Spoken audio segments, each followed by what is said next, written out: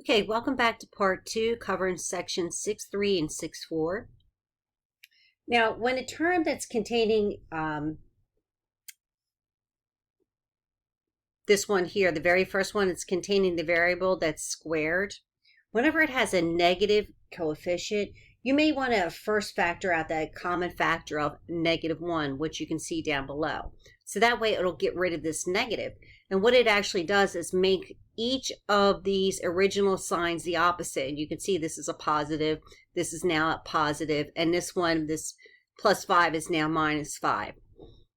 Once we factor out this -1, then we can follow the same procedures. And you can notice here in this example, instead of using the factors of 6 and 1, they chose the factors of 3x and 2x. And then they chose the factors of 1 and 5 in this arrangement. And then the negative sign here indicates that these will be opposite signs, and the position of those is dependent upon these multiplying these two outer pieces, which that is positive 15x, and multiplying the inner pieces, which will give you a negative 2x. So adding those two up, we will get the value of 13x. So that is the correct arrangement. All right, so now going to the next slide. Now, if you recall, if you recall in our previous sections, we learned if we were squaring, because we were using a FOIL method, instead of taking a plus b times a plus b, line that up so we can use the FOIL method. We learned if it was in this format, we could just use this formula. We would just plug in our values for a and our values for b using this formula to solve. So we knew what formula to use based on the setup, whether it was a plus b or a minus b. And that determined what formula we were going to use. And the only difference between the two is after the first term, either have a plus or a minus. Now notice for both given forms of a perfect square trinomial, the last term is positive. And that's because the last term is squared. Now let's look down below. To use these equations to help us factor, remember we're going in the opposite direction of multiplication, we must first be able to recognize a perfect square trinomial. So I'm going to show you some examples, but here's step 1 and 2. First, you want to look at the a and the b and just determine, are they squares? And I'll show you some examples. And then the remaining term is 2 times a times b, or the negative 2 times a times b. So when the trinomials fit this description, its factored form is one or the other. So let's go ahead and take a look at some examples. So we look at this, you can see that yes, this x is squared. That answers that one. Now if you look at the last term, we know that the square root of 36 is 6, so 6 squared is 36. So we went ahead and determined the variable is squared, so the a and then the b, which is, both of these are squared. Now the middle term, so this is the question. So you take 2 times whatever a is, which is x, multiplied by x, times whatever b is, which is 6. So these do give you the result of 12x, the middle term. So therefore, it does follow that pattern. So this is a perfect square trinomial. And remember, based on these plus signs will determine which of the two you will use. So let's move on to another example. So we start looking at this one. I'm going to look at the first one, 25. We know that the square root of that is 5. So 5 squared, and x is squared.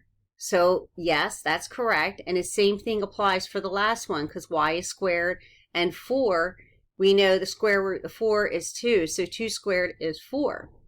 So now that we have those, and you can see how they set it up, this 5x is your a, and the 2y is your b, and these are both when they're squared. So we take these values and we multiply them by 2.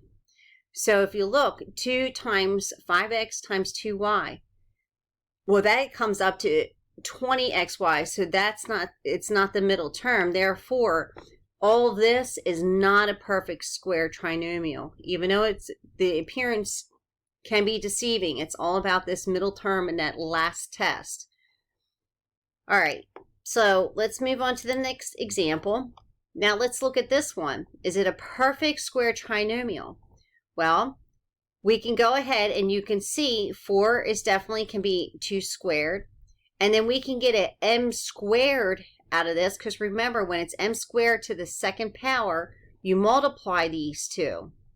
And that's why you end up with m to the fourth power. So our a is 2m squared.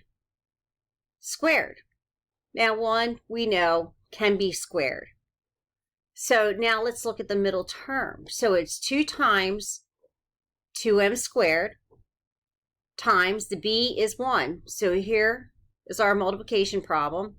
And when you multiply it all out, it does give you the result of a minus 4m squared for the middle term. So for this problem right here, the factor would be, here's our end result, the a minus b squared.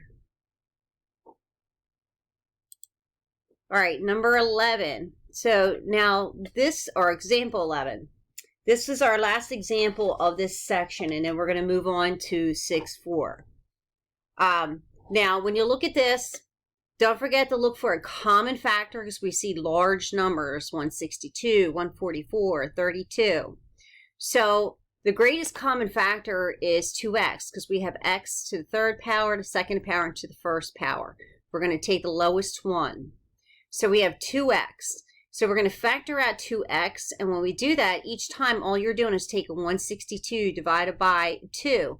Whatever your result is, you fill it in. Same with 144 divided by 2, which will give you 72, and 32 divided by 2 will give you 16. Once you have in that format, the 2x will come along for the ride. We're going to go ahead, and if you look, you can see where 81, that's, if the square root of 81 is 9, so we know 9 squared. There you go, 9, and then x is squared. And if you look at the 16, the same thing. We know the square root of 16 is 4, so 4 squared. Okay, and then the middle term, you take your 2 times your a times your b. Does it give you the result of 72, negative minus 72? And yes, it does. So here is the final answer. We would make sure that we keep that 2x, which is 2x times 9x minus 4 squared. So this would be our final answer when we're factoring this out. Okay, moving on to 6.4. We previously factored,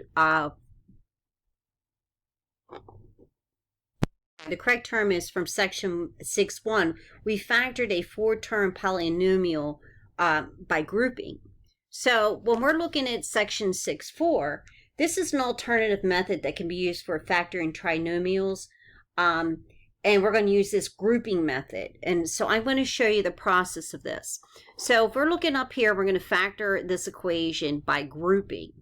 Now, when we look at the very first term, the 3, it's not a negative, so we don't have to worry about factoring out that negative 1. And there's nothing else here that's a common factor that we can factor out. So we just bypass step 1. We're going to go to step 2. Now this is just what you need to memorize. Now in this equation, this first number is considered A, 31 is B, and 10 is C. The rule states you take A and C, you multiply those out. So that's 3 times 10. So that gives you 30. So the result of 30, so looking down here in this table, what 2 factors of 30 will give you the sum of this positive 31? So again, you multiply these 2 numbers, whatever that product is, whatever the factors are of that product, they must add up to this middle section. So that's the new rule. So once you come up with your 2 numbers, as you can see, the last option here gives us the correct sum. So what we do now, if we have this original equation right here where this 31 is, we're now going to replace it with these 2 values. So you can see down below, here's our 31 in the blue, and we replace it right here. So looking at step 4, so we come up with this process in step 2. Step 3, we just replace it and you end up rewriting your equation such as this. Once you rewrite it, you're then going to look and say, okay, now I'm going to start using my grouping method. Now, the first group would be, in parentheses, would be your 3x squared plus 1x. Now, instead of rewriting it like that as a group, they just went ahead and took and see what they could factor out of these two numbers. And what they could factor out is an x, which you see here. And what's remaining is inside the parentheses, you have 3x, because that still does equal 3x squared.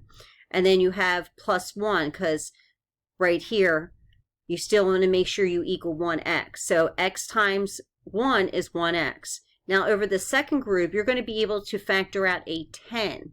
So if you factor out a 10, what's remaining is 3x plus 1, which you see over here. Now remember, when we have the same, we just rewrite it as 1, and this remaining part here, we write it in our second group, and that's our final answer. You evaluate this second example, please take note, if you're noticing, you see this as a plus 5, and that showed us that it'll be the same sign and it'll both be negatives. So when we add or multiply 8 times 5, that does give us 40, the factors of 40, but our two factors must be two negative numbers. Okay, so when you think about it, and if you look at all these different factors, the negative 10, when you add that to negative 4, that does give you the sum of negative 14. So that's the difference in this example when you work through it and look through step by step. And I recommend you read through all these examples before you move on to your homework. Look over this example 3. So if you notice, we have a negative sign. So if you look all the way down here to your bottom result, you know you're going to have opposite signs.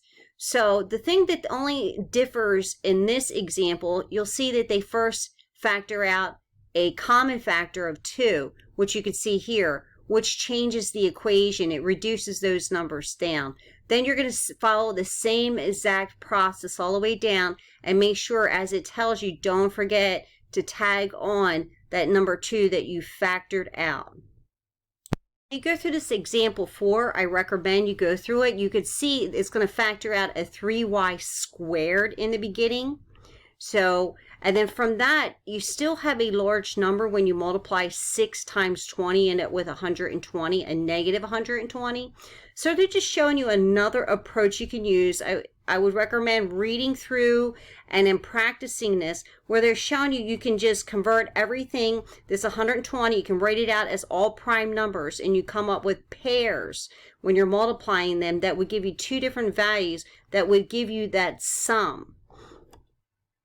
Remember, the sum has to be that middle number. So take a look at that. And then lastly, the last example for this section of 6.4 is all they're doing is showing you when you have this perfect square at the bottom. When you follow this procedure, your answer will either be in this form of 2x plus 5 times 2x plus 5, or you can write it in this form right here, which is 2x plus 5 squared. Best of luck.